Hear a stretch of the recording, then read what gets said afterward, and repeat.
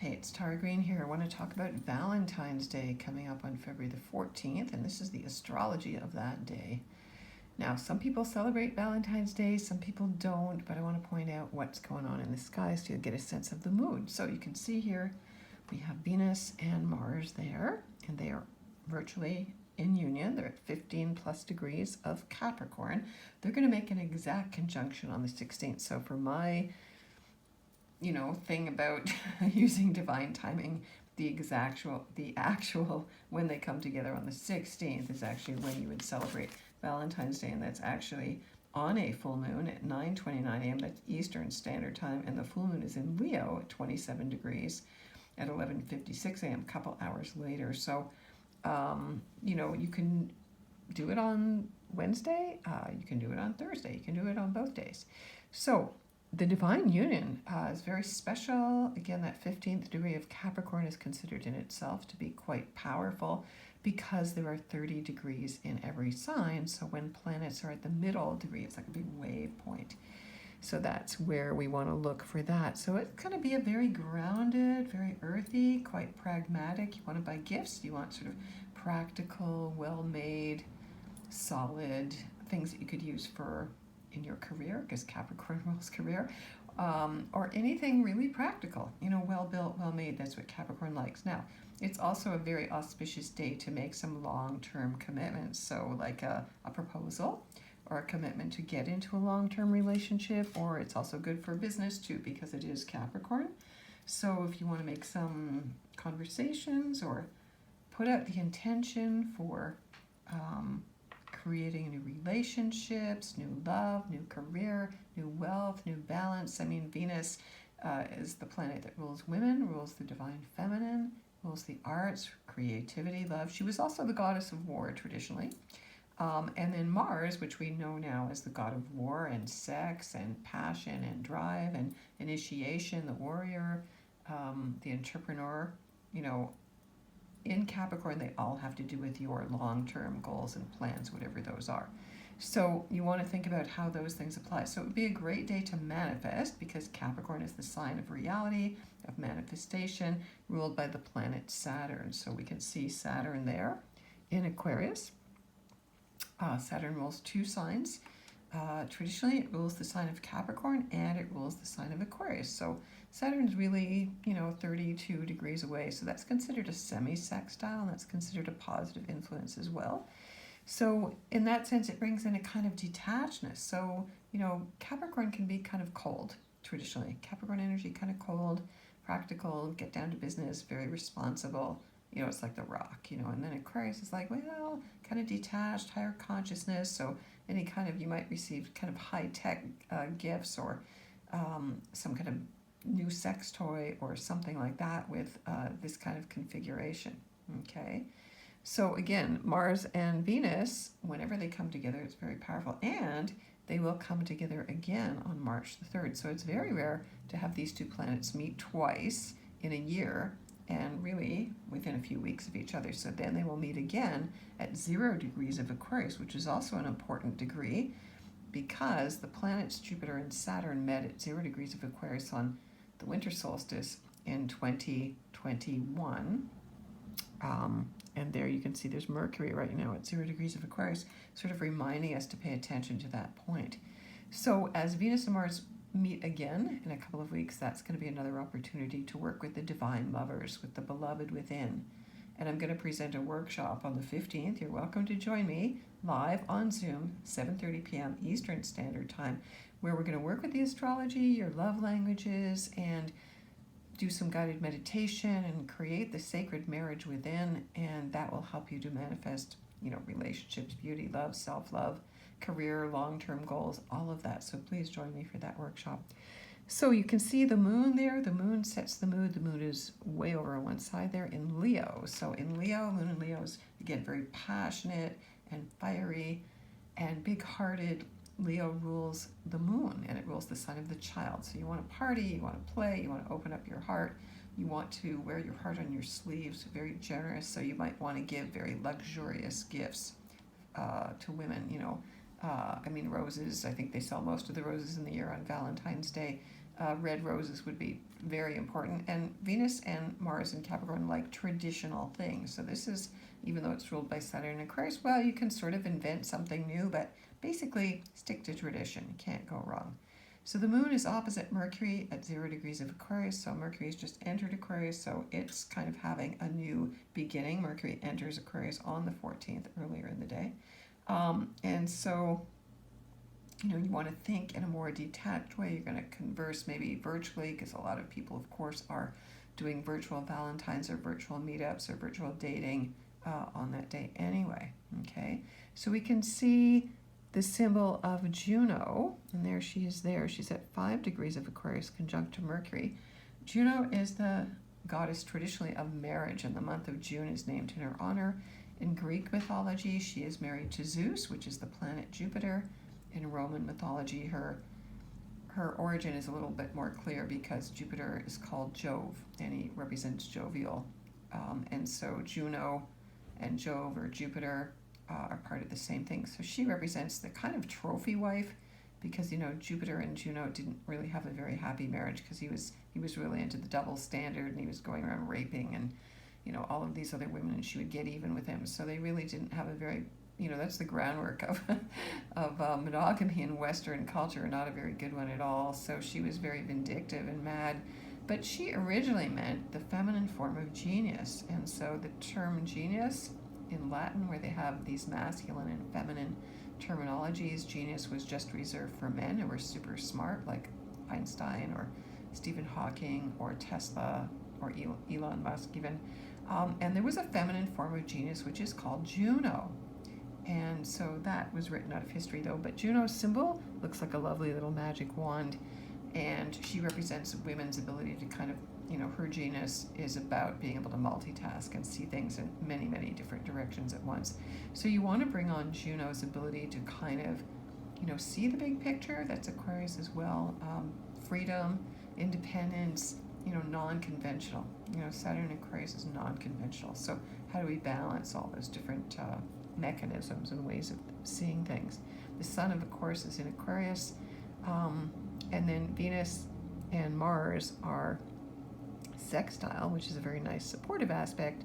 Sextile is a 60-degree aspect, more or less, to Jupiter in Pisces. Now, Jupiter is the modern ruler of Pisces, rules Sagittarius and Pisces, and so Jupiter in the 7th house. Now, this chart is set for New York. So Jupiter isn't always going to be in the 7th house at the location you are. But if you're in New York City, Jupiter is right on the descendant there, up in the 7th house of marriage. So it's very romantic, very idealistic, very spiritual. So you'd want to give spiritual gifts or things that'll draw you closer together, a sense of divine harmony, a sense of, spiritual sexuality, not just sex, but a higher level, kind of like, people gazing into each other's eyes and all that, chakra alignment, things like that. That would be, Jupiter in Pisces is really engaged in that kind of thing, because they understand that we're already all one. There's no real separation. So your partner, or lack thereof, is mirroring aspects of yourself. Okay, now, what else have we got here? Neptune, the planet that is considered to be the higher octave of Venus, is in Pisces. Now, Neptune rules Pisces in modern astrology, and Neptune has been moving through Pisces since 2011, and it'll be there until 2025. So Neptune brings that sense of, I'm looking for the soulmate, and I think a lot of people really misunderstand what soulmates are, because we have karmic contracts with everybody from our past lives. Those are, our parents, our brothers, sisters, siblings, people we love, people we hate, our bosses, people we get entangled with. We all have karmic relationships with them. So, we don't usually understand or are conscious enough to see the patterns. Why was I drawn back to be together with this person? And it's a karmic relationship, because you'll feel that sense of, oh my God, I felt like I knew them the minute I saw them. That's because you do know them, and it's very familiar. So Neptune in Pisces is bringing this kind of yearning to return to the source, to spirituality, and that's why all of the, growth of crystals and tarot readers, and everybody's an astrologer, and mysticism,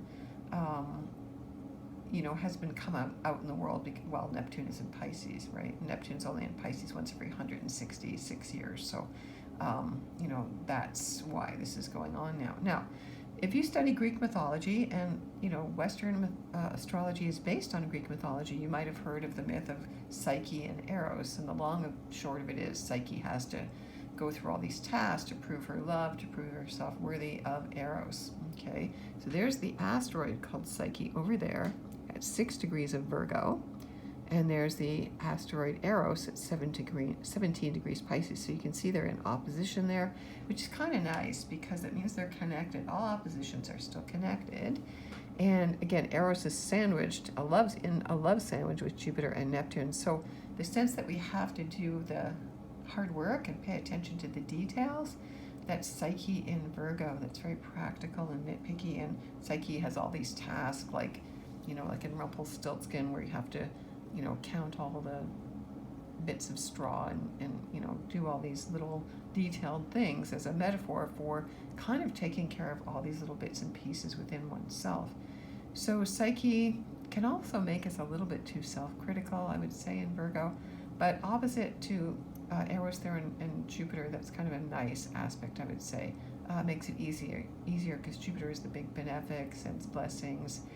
You might be feeling also quite emotional with Jupiter in Pisces on Valentine's Day, even though, there's except for Jupiter and Neptune and Eros there's not that much in water except for the south node, which is very important.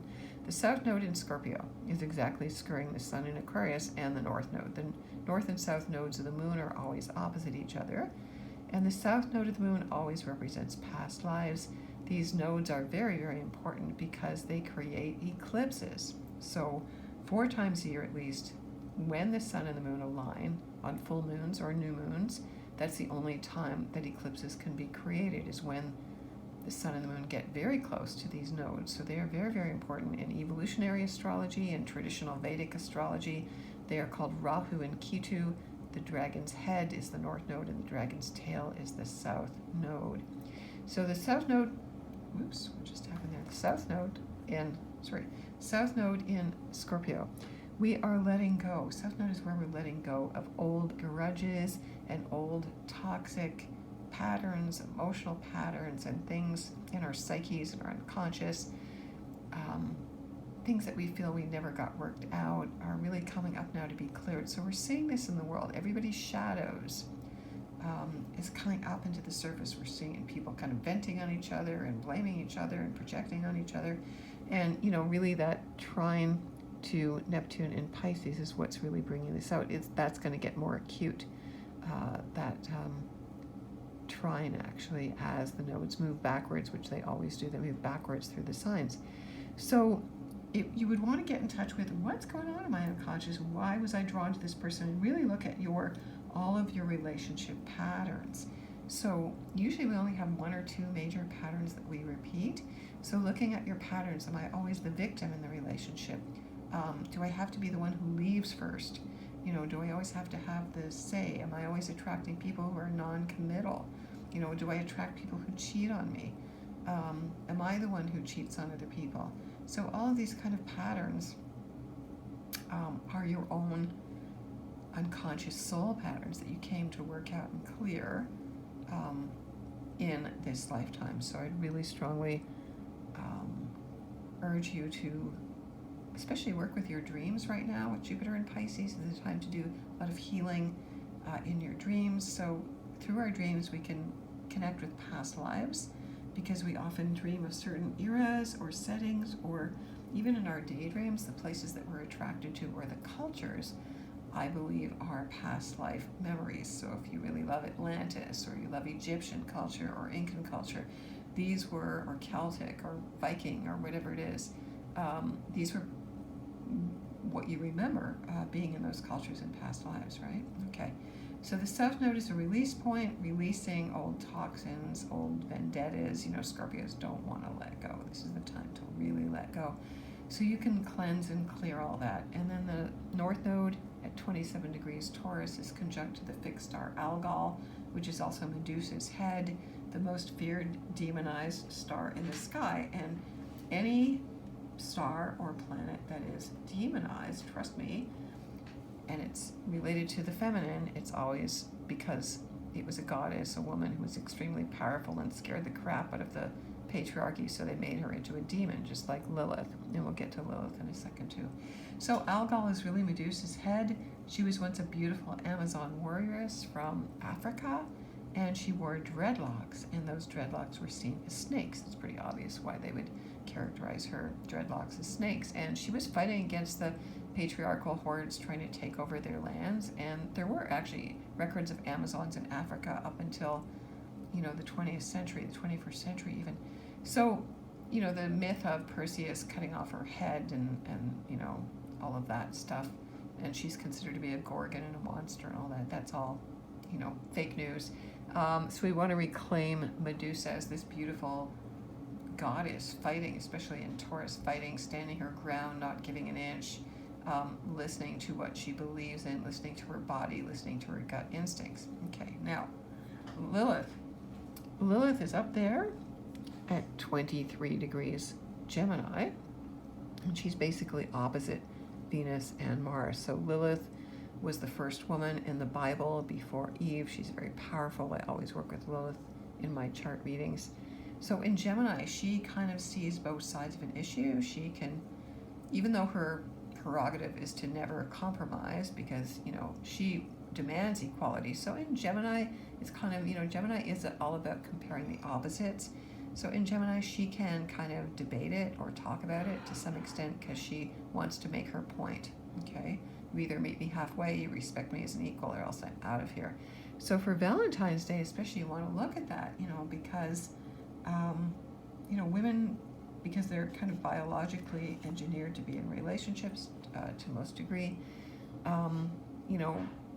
they tend to give in, okay? And this is where Lilith is very strong here in saying, no, the more you hold out for being in a relationship and being respected, if not, you're willing to be alone, that's a good thing, okay? So there's Lilith bringing strength and the ability to see her in a much clearer light, because again, she is one of the most demonized of women, basically from the beginning of the Bible. Now, again, she makes a T-square from Venus and Mars to Neptune in Pisces. So again, there's an element of fantasy.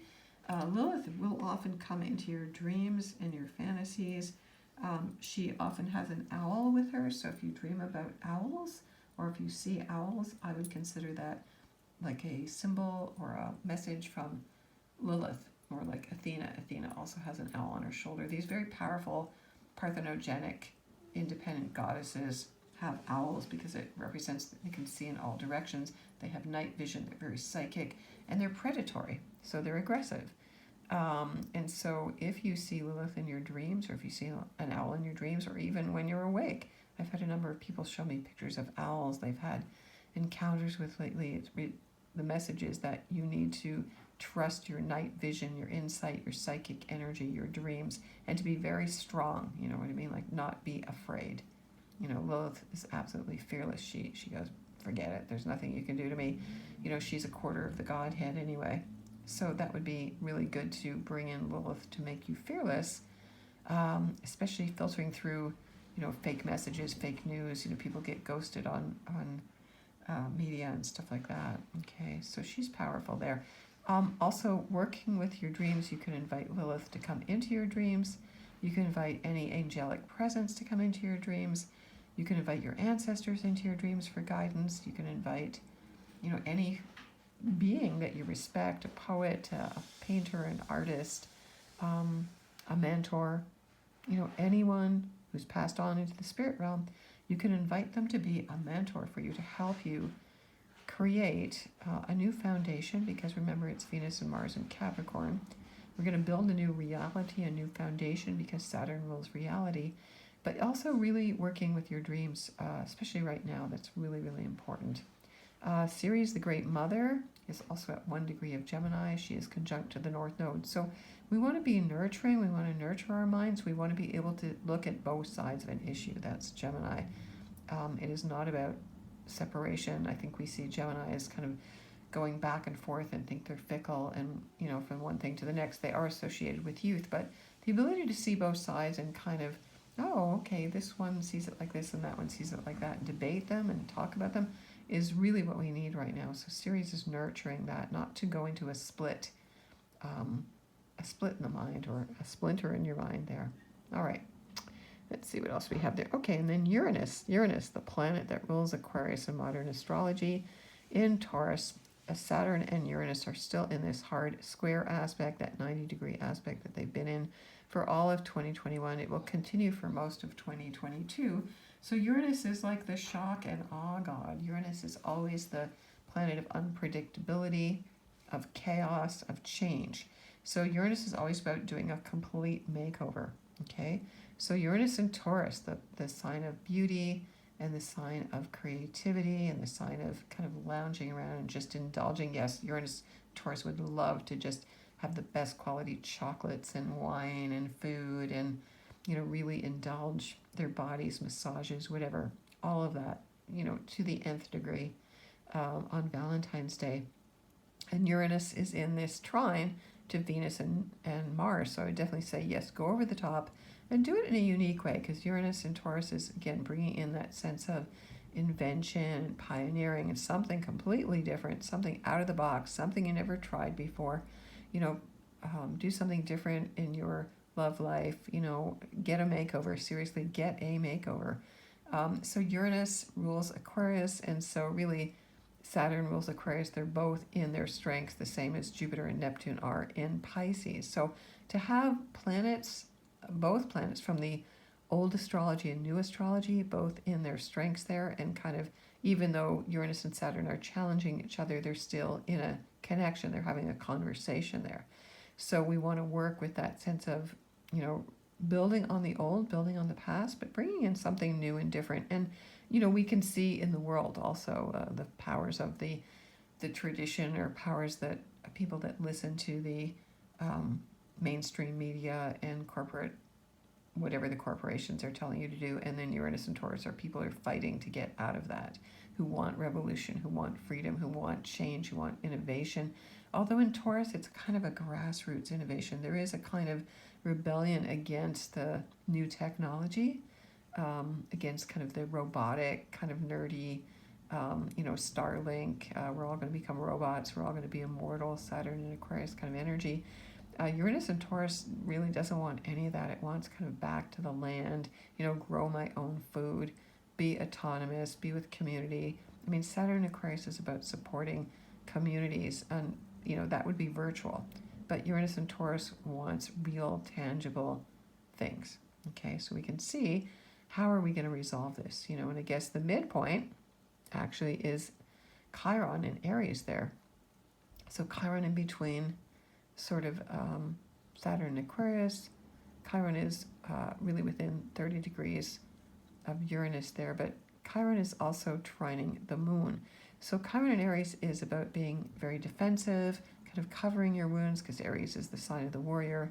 But the moon in Leo is all about love and about trust. And so in a sense, their trine brings up the ability to be vulnerable, which is what real love is all about. The ability to take off our masks and take off our armor and really expose ourselves, expose our most hidden secrets. That's the South Node in Scorpio, our shame, the programming, that's Neptune and Pisces. Jupiter and Pisces has to do with the programming that we've received from past lives that bleeds into present lives, that maybe not serving our highest purpose. Okay. Now, speaking of highest purpose, Pluto, I've saved the best to last, is already at 27 degrees of Capricorn, and that is the degree that Pluto was at on July the 1st, 1776, when the U.S. was founded. So you can see the elements of Pluto destroying, resisting, changing. Pluto in Capricorn there founded the U.S. Declaration of Independence, built on freedom from religious tyranny, freedom from any kind of tyranny, and that whole energy is definitely coming back into focus. Now, the interesting thing is, of course, in Canada, the Canadians seem to be kind of kicking this off and getting support from America because, you know, Americans know that they need to go through their own revolution as well. So, you know, the plutocrats, the big corporate structures, are trying to control the world. And so this is where the people, Saturn and Aquarius, Saturn ruling Aquarius, has dominion over Pluto and Capricorn. Saturn and Aquarius is like, no, the people have rights. It's grassroots. We use the technology, everybody's been videotaping things, using technology to serve the people, basically, in many, many matters. And so there is new technology that we can use for that, there's lots of technology that already exists that could clean up this whole planet, if the plutocrats weren't interested in making money to prevent that. And that's basically the whole nature of what the plutocrats are all about, whatever your belief systems are. So this is an important Valentine's Day because really the first Pluto return starts on February the 20th. There will be a second hit while Pluto is retrograde on July, and then a last one in late December, just before winter solstice. So this is just the kickoff, I would say, of that energy. But you're going to see it reverberating out, just because, like Marshall McLuhan said, the medium is the message. What happens in one place, we all know what's going on in one place, and we can all access that energy if we want to support it or not, or go against it. We have free will to do that. And so freedom is what's important. Freedom to love who you want, to identify who you want, that each person's individual rights are recognized, but they do not supersede anybody else's rights. So it's like live and let live. You do you, I'll do me, we're all good. Nobody's stepping on anybody else's feet. We all can have this kind of overall sense of camaraderie and respect and equality, and that's where we need to go through if we're going to survive here. So look at where 15 degrees Capricorn is in your natal chart. You can get a free chart at astro.com. It only takes a few minutes. So where 15 degrees of Capricorn is in your chart, Venus and Mars will carry a different message for you depending on which house it's in and the aspects it is making to other planets in your chart. So if you want to join me to find out more about your love languages and your values and Venus and how you want to attract more love and manifest more love and more wealth and more self-esteem and more beauty, sign up now to join me for my workshop. That's on February the 15th, 7:30 p.m. Eastern Standard Time. You can sign up through Luma, through my website. I have a link up on my Instagram account. You can get in touch with me at terratarot.com and send me an email to sign up as well. The workshop costs $33. You can pay it in Canadian funds in Canada. Again, you can email me at taragreentarot@gmail.com. And in the US, you can pay me through PayPal. You can do PayPal me, Tara Green Tarot Astro. And please send me an email because they don't always give me an email access, and I have to send you a Zoom link. It's a live workshop on Zoom. It will be recorded if you can't make it live. But please come with your astrology chart. This one's going to be more interactive. So learn about Venus and Mars, what they're doing in the sky, how you can use them to really benefit yourself, to be whole and complete. I know lots of people have been alone, and this is a way, if you make that inner marriage, the sacred marriage, you never feel alone. Before I met my husband, I had to do a lot of work on myself to feel that sense of oneness and union and joy, and it was great if my beloved came into my life, and I would be fine without him. And then there was also a lot of initiations and rituals we had to do as well before we really got our relationship going. So I can talk about that as well, because there is South Node and Scorpio cleansing that you have to do energetically, spiritually, emotionally, physically, before you're actually ready to manifest a real physical relationship. Or if you want to clean up some old stuff that might be lingering in your psyche that you weren't really aware that was there. So any kind of meditation would be good before you go to bed at night. Ask to see your beloved. I know women have done this. You usually will see them in a side view, in a, what do you call that? I can't think of the word right now. Side view. And then you will, if you really listen to your intuition, you hone your intuition, you will be at the right place at the right time to manifest your sacred beloved in the flesh. All right? So wishing you all the best for Valentine's Day. If you want to get in touch with me, I'm at taratarot.com. Again, that's TARATAROT.com. Follow me on my blog at infinitynow.wordpress.com. I'm on Instagram, I'm on Twitter, I'm on TikTok, and on YouTube too. All right, sending you many blessings.